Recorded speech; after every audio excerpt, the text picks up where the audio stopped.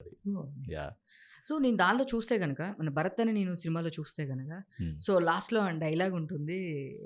'మహేష్ బాబు' గారి మీది అది ఒక టేక్‌లో అయిపోయింది. ఎన్ని టేక్‌లయిందో నాకు తెలీదు గానీ 'శుభోదయం సుబ్బారావు' గారు మీ ఇంట్లో ఆడపిల్ల గురించి ఆ! గూడా రాసి ఇట్లానే మీరు మీ మీ మీ అమ్మాయి, మీ అల్లుడు పడక గదిలో ఉంటే ఇలాగే వాళ్ళ మీద కూడా ఒక శుభోదయం ఇలాగే రాస్తారా 'శుభోదయం సుబ్బారావు' యెస్. గారు అని యెస్. చెప్పి అంటారు. యాహ్! సో, దానికి ఈ క్యారెక్టరు రిగ్రెట్ అవుతది. అంటే నేను తప్పు చేశాను.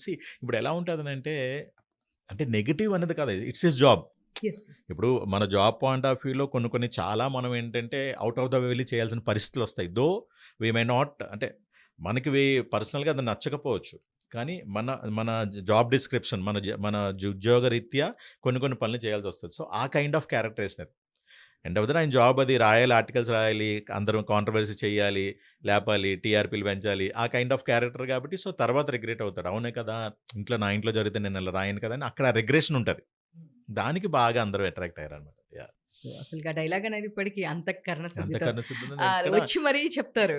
ప్రతి ఎలక్షను ఎవరు ఓటు తీసుకున్నా ప్రతీదీ కంపల్సరీ మీమ్ పడతది. అలాగంటే ఎలక్షన్స్ ఎప్పుడు జరిగినా, ఏం జరిగినా ఎక్కడైనా ఎవరైనా అంటే చాలా కాన్ఫిడెంట్‌గా ఎమోషనల్‌గా ఏంటది మనస్ఫూర్తిగా చెప్తున్నా అన్నప్పుడు డెఫినైట్‌లీ కంపల్సరీ అక్కడ ఏదో మీమ్ పడతది. అది సెటైరల్‌గా అవ్వచ్చు, లేదా దానికి సపోర్టివ్‌గా అవ్వచ్చు.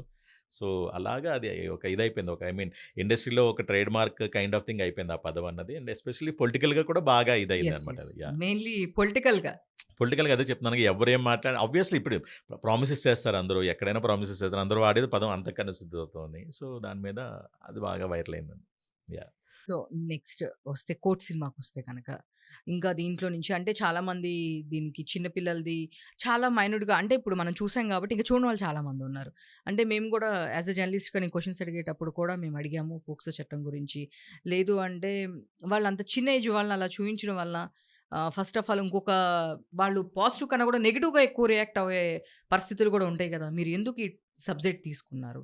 అసలెందుకు ఈ సబ్జెక్ట్ చేయాల్సింది అన్నప్పుడు ఆయన చాలా కేసెస్ సెర్చ్ చేసి ఎవ్రీ పాయింట్‌ని నేను ఒకటికి 100 సార్లు చాలా రీడ్ చేసిన తర్వాతే నేను దీనిలో తీసుకొచ్చాను. ఎందుకంటే రేపొద్దున పబ్లిక్ ఎళ్ళిన తర్వాత ఎవరు మనల్ని క్వెషన్ చేయకూడదు కాబట్టని అవును. నాని గారు చెప్పారు. అండ్ డైరెక్టర్ గారు కూడా చెప్పారు. అవును.